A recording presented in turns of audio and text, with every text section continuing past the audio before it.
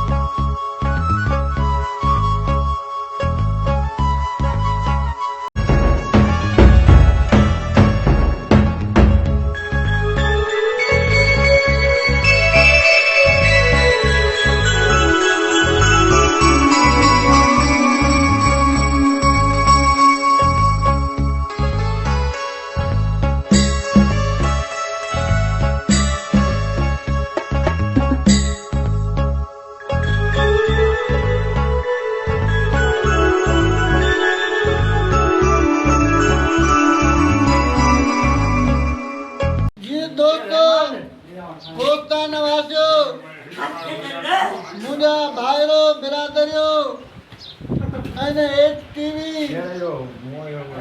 ॾाढनि जी दुनिया फिल्म जी अदाकारनि खे आउं दिलि जी गहराइनि सां ईद मुबारक चवां थो। जीअं त कोस्तान वासियो तमामु दिलि जी गहराइनि सां सभिनी कोस्तान वासियुनि खे ईद मुबारक। दोस्तों, हिन वक़्तु ड्रामा सीरियल ॾाढनि जी दुनिया जी पूरी टीम मौजूदु आहे, जेका तव्हां पंहिंजी स्क्रीन ते ॾिसी रहिया आहियो। ऐं इहा पूरी टीम तव्हां सभिनि खे ईद मुबारक चवंदी। अस्सलाम वालेकुम दोस्तों, जीअं त मुंहिंजो नालो रिज़वान अली हमलानी आहे ऐं ड्रामा सीरियल ॾाढनि जी दुनिया में मुंहिंजो नालो इरशाद जे नाले सां हुयो। मां जेके बि ॾिसंदड़ मुंहिंजा आहिनि उन्हनि खे सभिनीनि खे ईद मुबारक चवां थो। अस्सलाम वालेकुम दोस्तों, मुंहिंजो नालो मीर हमलानी आहे। हिन वक़्तु आउं ॾाढनि जी दुनिया में कमदार थी रहियो हुउसि। जेके मुंहिंजा दोस्त मूंखे ॾिसंदड़ आहिनि उनखे दिली ईद मुबारक। अस्सलाम वालेकुम दोस्तों, मुंहिंजो नालो आहे इमरान अली हमलानी। ड्रामा सीरियल ॾाढनि जी दुनिया में मुंहिंजो किरदारु जेको रांझन हो। जेके बि ॾिसंदड़ मुंहिंजा परस्तार आहिनि उन्हनि खे मुंहिंजी तरफ़ां दिली ईद मुबारक। अस्सलाम वालेकुम दोस्तों, मुंहिंजो नालो गुलाम शबीर हमलानी आहे। ॾाढनि जी दुनिया ड्रामे में मुंहिंजो नालो पीरल पेरे वटी हो। मुंहिंजे सभिनी ॾिसंदड़ भाउरनि खे सभिनी खे दिली ईद मुबारक। दोस्तों, तव्हां वीडियो ॾिठो, यकीनन तव्हांखे पसंदि आयो हूंदो। दोस्तों इन हिसाब सां ई ॿाराड़ीअ में ऐं ॻोठ में या जाबरू पट्टीअ में ईद थींदी आहे। ऐं दोस्तों हाणे हलंदासीं थाणा बुला खान में।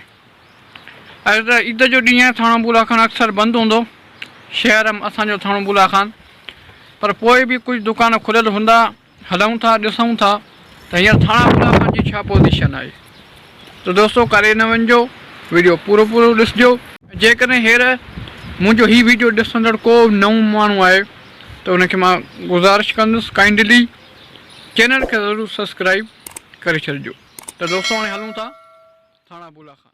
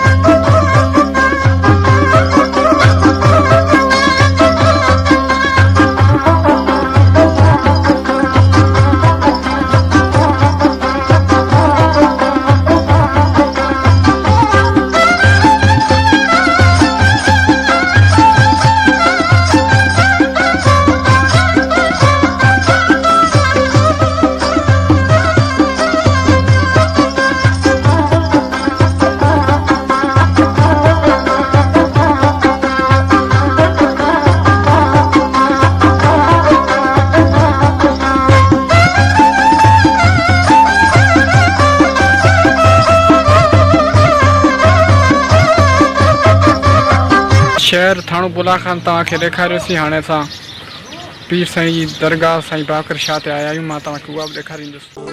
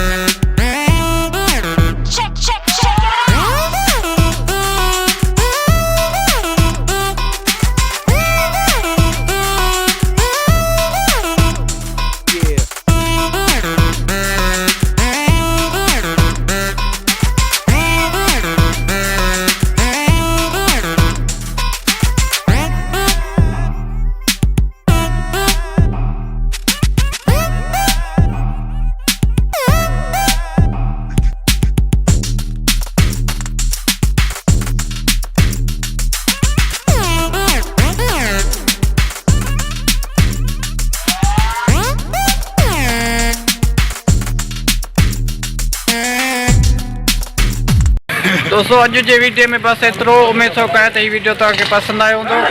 जेकर हीअ वीडियो तव्हांखे पसंदि आयो त हिन वीडियो खे लाइक कंदा, दोस्तनि सां शेयर कंदा ऐं हिन वीडियो में कमेंट बि ज़रूरु करे छॾींदा।